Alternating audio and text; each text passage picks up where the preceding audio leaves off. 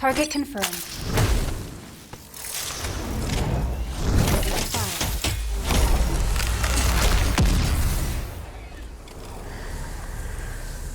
Hey guys, welcome back to the channel.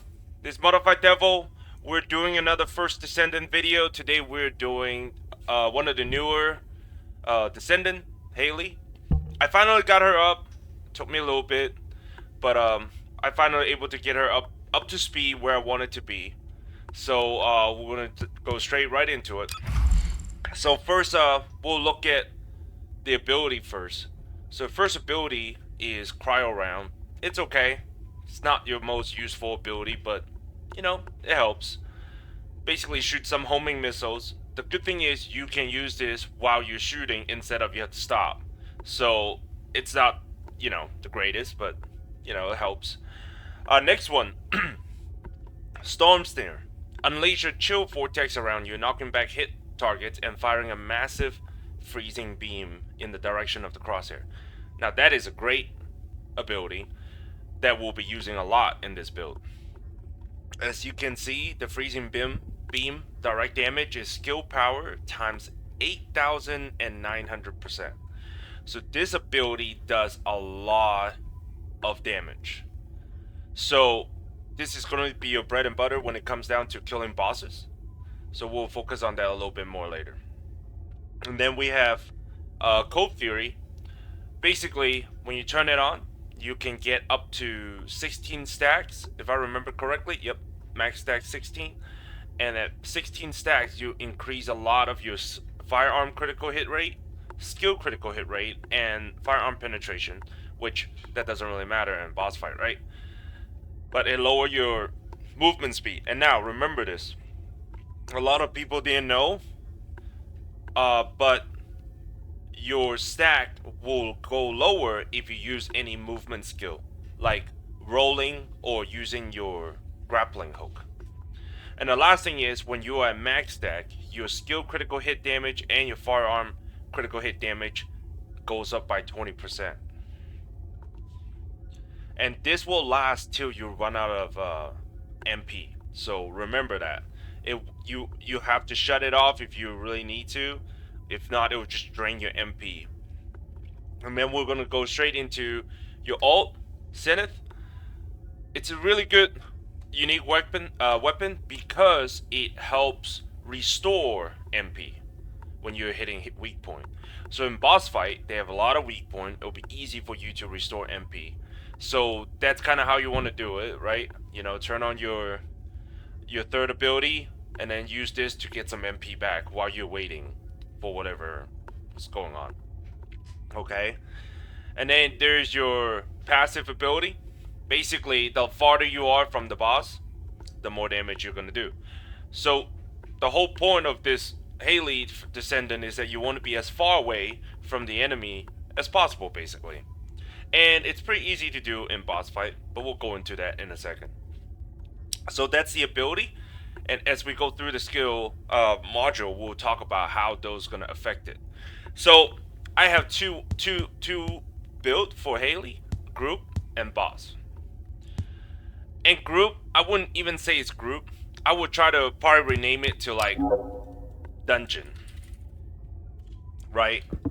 And the reason why is because in dungeon you're moving non-stop. You are moving on the go. The boss die really fast, especially with 4 players. Everyone's blowing their loads on the boss.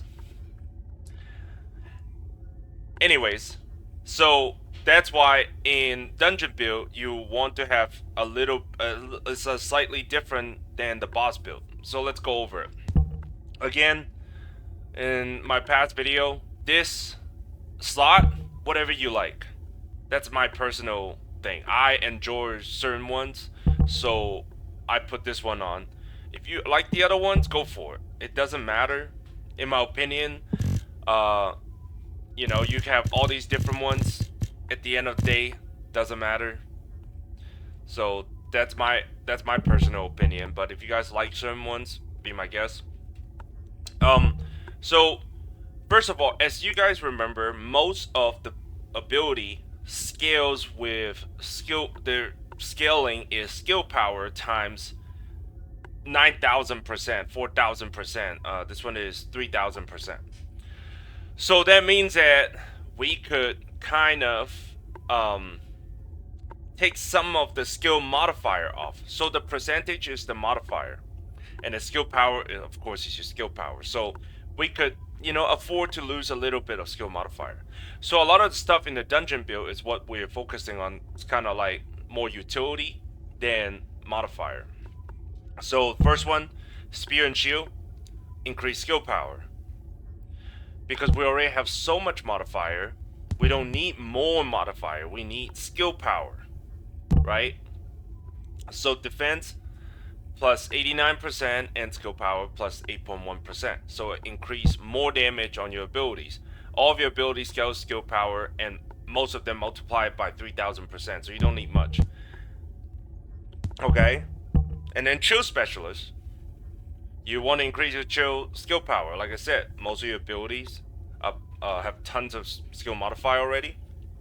So that's what you want. And the next thing we want is shot focus. Okay? That's going to be both in the boss build and the dungeon build. And the main reason is because your ultimate, the base damage, if I can't go over it, but as you can read it, the base damage is the same as equipped weapon. So the base damage of the gun is the same as your equipped weapon, which is based on how much firearm attack you have. So by increasing more firearm attack and skill power, it'll multiply that by 3,000%. So you're doing more damage.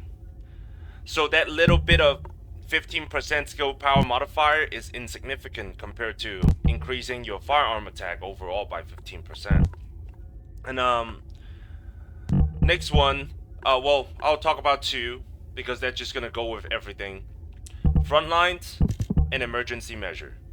You always want to put those two if your character is really built based on skill attacks. This one, frontline, skill critical hit damage plus 64%, skill critical hit rate plus 27%, and this is just the other way around. Skill critical hit rate plus 64, and the skill critical hit damage plus 27. Okay. And then you also have your HP. Now, I'm more geared toward max HP than max shield. Shield, I feel like in a lot of the scenario is pretty useless unless you specifically built for it, have the gear for it, have the external components for it. Other than that, shield just unfortunately is not doing so well. Okay, I hope they change that, but as of right now, shield is just not great. So you can either do increase HP, okay, 218%, or HP amplification 227. Either one works, right? It doesn't. They have the same exact. What do they call those? Socket. So it doesn't matter. You can interchange them. I just don't care much about a shield. I'd rather get that little bit of extra health. Okay. And then next three slot, I'm gonna talk about those other utility ones. So I'm gonna go over it one at a time. MP conversion, skill cooldown, lower your max MP. That's why this is more like a dungeon build. You're gonna spam your ability a lot because in a dungeon there's so many enemies, different stages you gotta go through before you get to the boss. So you're gonna spam your ability. You don't want to be using your ability in the first room, and by the end of the last room, that's when it comes off cooldown. So you want to have more cooldown. You don't care about MP because you get so many of those orbs to rebuild your MP anyway, so it doesn't matter. Maximize conservation, skill cost.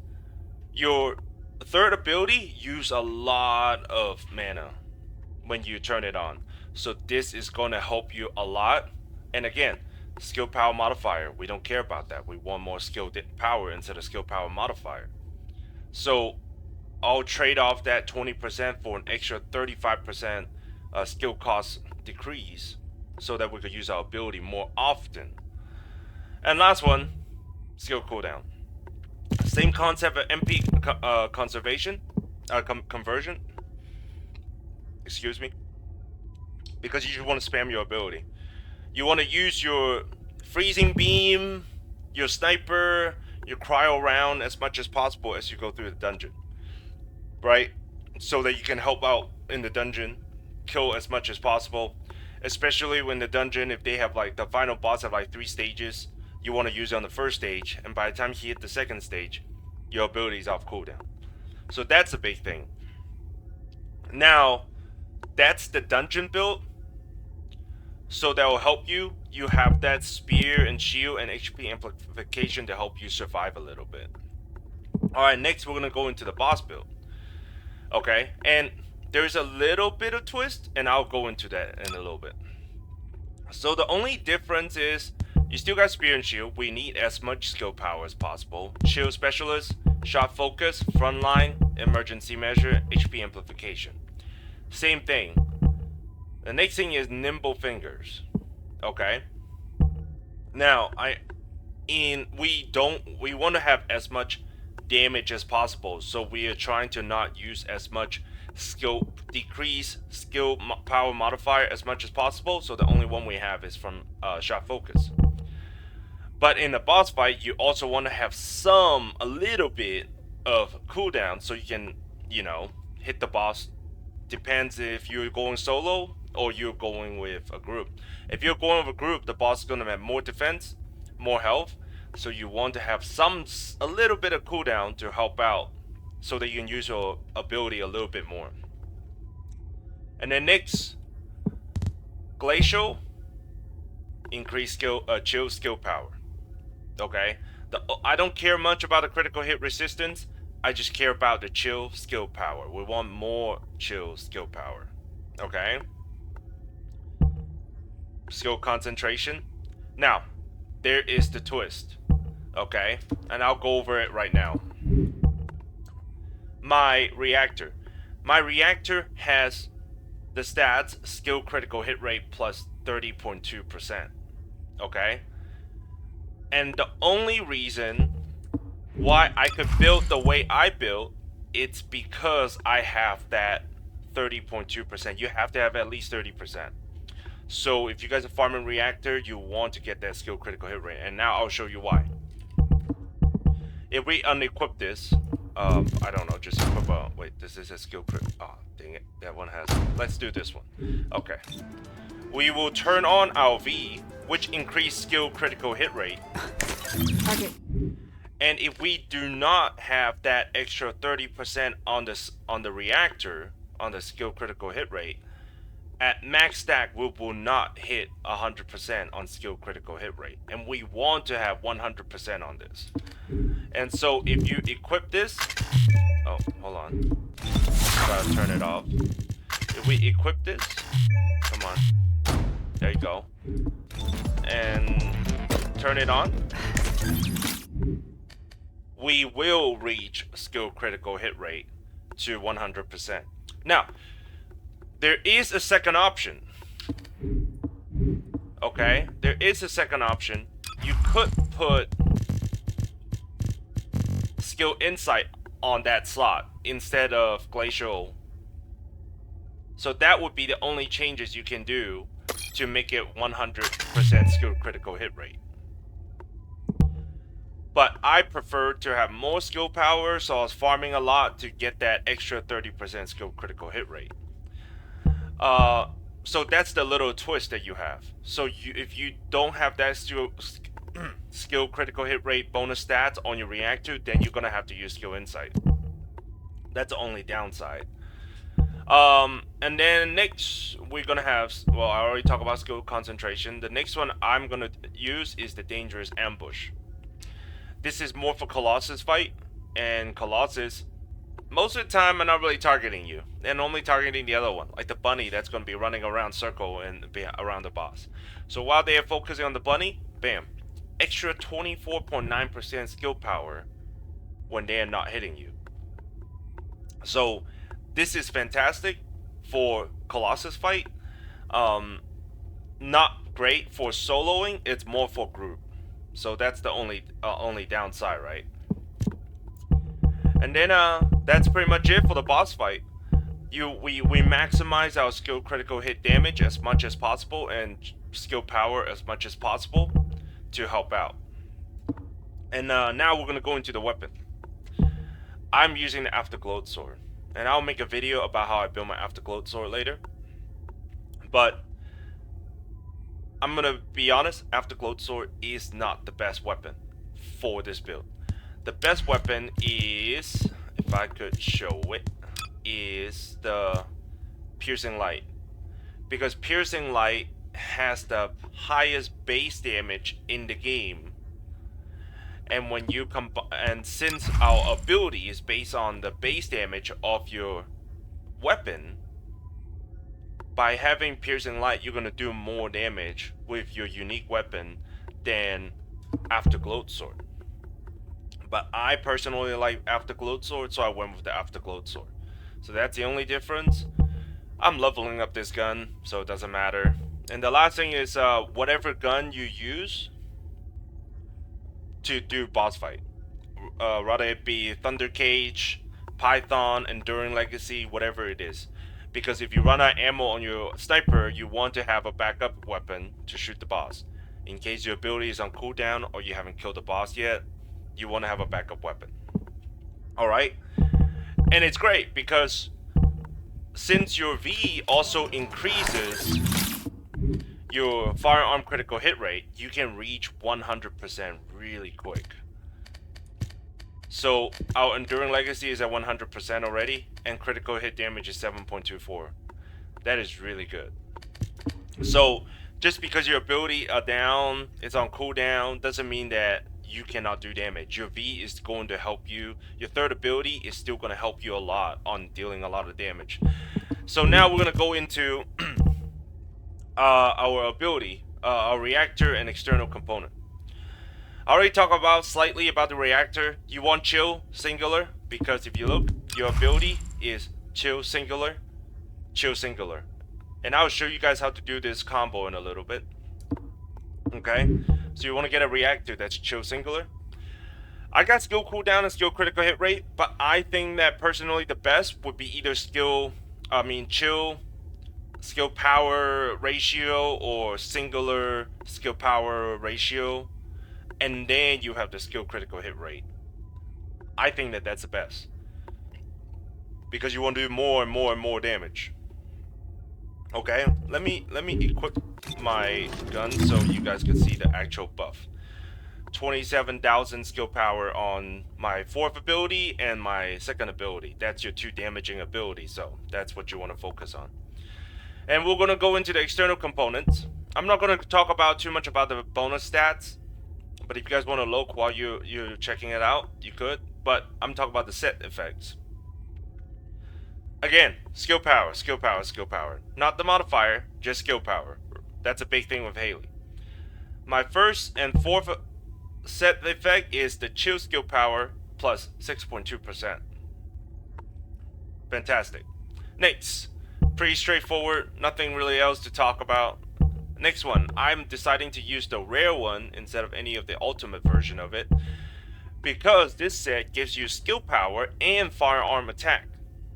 And that is really good because it increases your skill power, which increases your skill damage. And it also increases firearm attack, which also increases your damage on your skill, since you scale with both. So, in my opinion, this is the best that you can get. These two sets is the best you can get to make it so that your ability do more damage. But, you know, there are other options. I'm not saying they're bad. It's just that in my opinion, this will boost more damage. And now we're going to go straight into showing you how the combo works.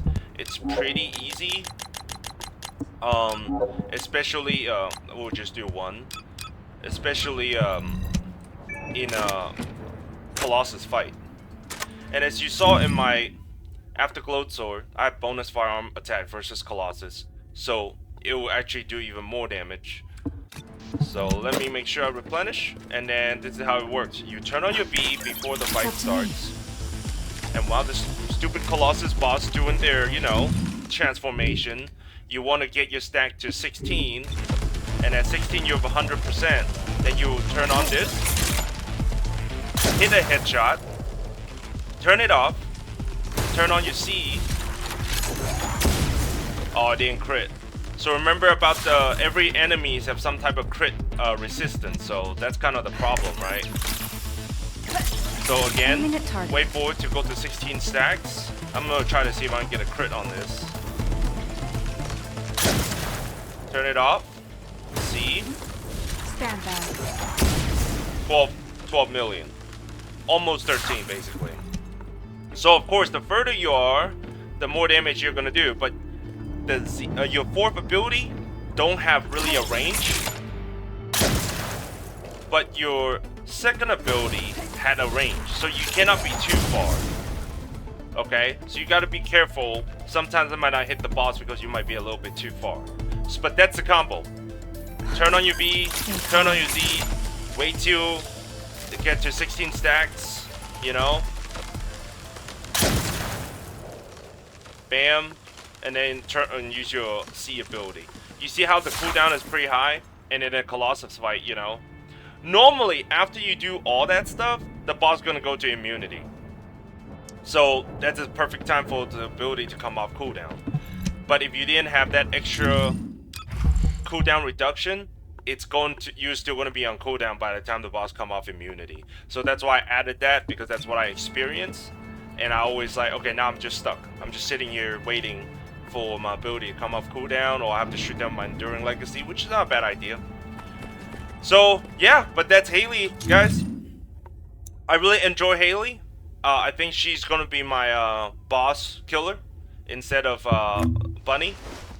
So, and I'm waiting for Ultimate Freyna to come out, and I'm hoping that Ultimate Freyna is going to be the next Descendant I enjoy playing. But for now, I really enjoy playing HAILEY. But anyways, guys, thanks for watching. I'll see you guys in the next video.